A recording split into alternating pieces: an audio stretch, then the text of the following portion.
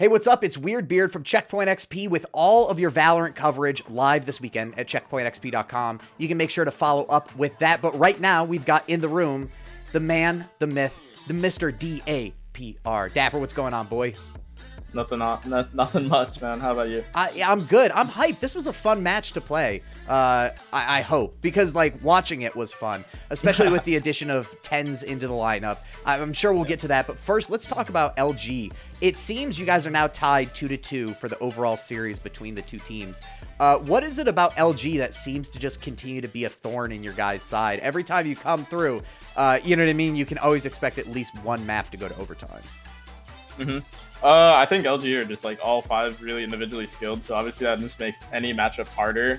Where they don't really have a weak link, where it's like some teams will like just throw around, so like you'll be able to like default against them, or just play a CT side slow and not really aggro, and like they'll kind of throw it away, like they'll just give it to you, or like give you a free pick or whatever it is. But LG, they kind of like make you do stuff against them, or you will just lose. Like you can't just sit back CT side and expect them to not have a good execute on us. Yeah. So I think them just being like all five skilled, all five being able to just trade each other in any given situation, anybody in the clutch can like win it out.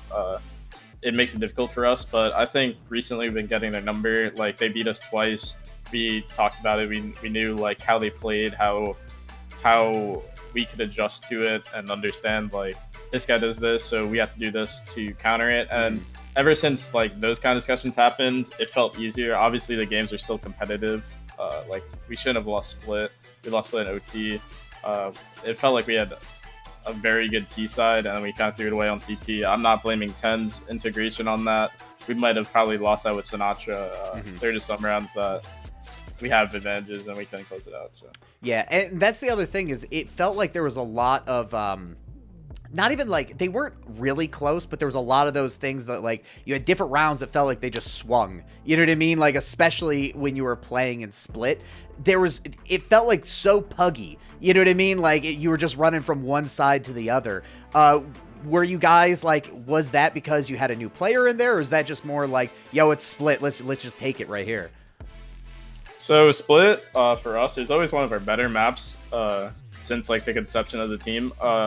And split is like one of the only maps that you default a lot on T side, and you abuse the rotates depending on like what information you get and what they do.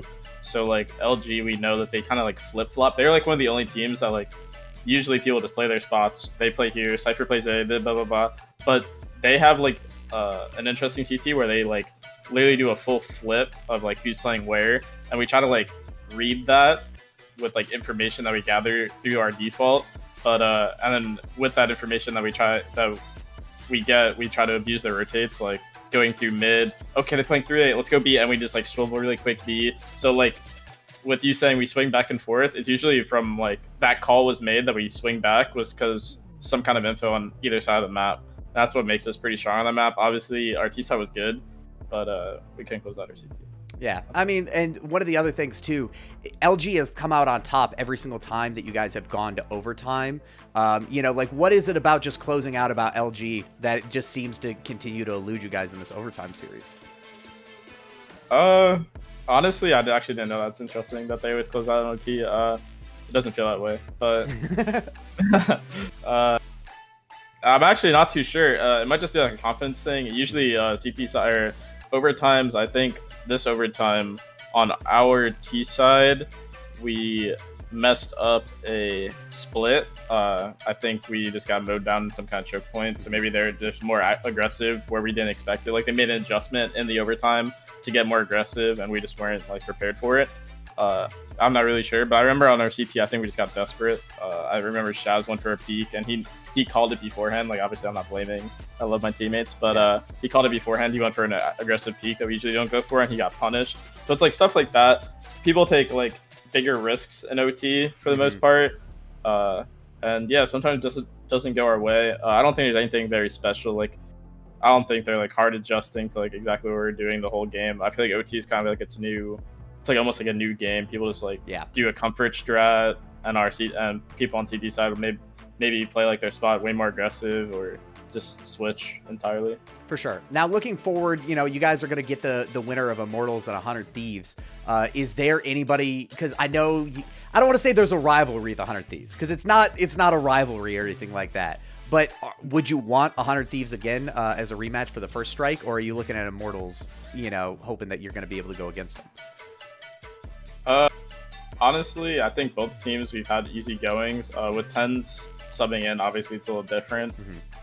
Usually 100 Thieves are pretty well prepared for like these like really important events. Like this is pretty much equivalent to first strike, maybe more important, just because like the point system for champions, I believe, to get into it, it's very important. Every match matters.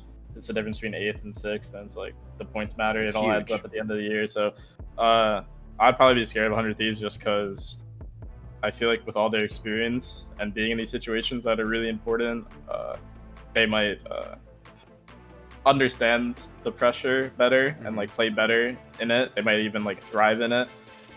It's hard to tell. So if I had to pick, I'd probably pick Immortals just for that sole reason, not necessarily like our head-to-head to them or like a rivalry. I don't really care to beat 100 Thieves if they win. Like I feel like every game's kind of the same. People are just characters. I don't call them by their names. And Omen, just if it's Nitro or yeah, I don't really think about that.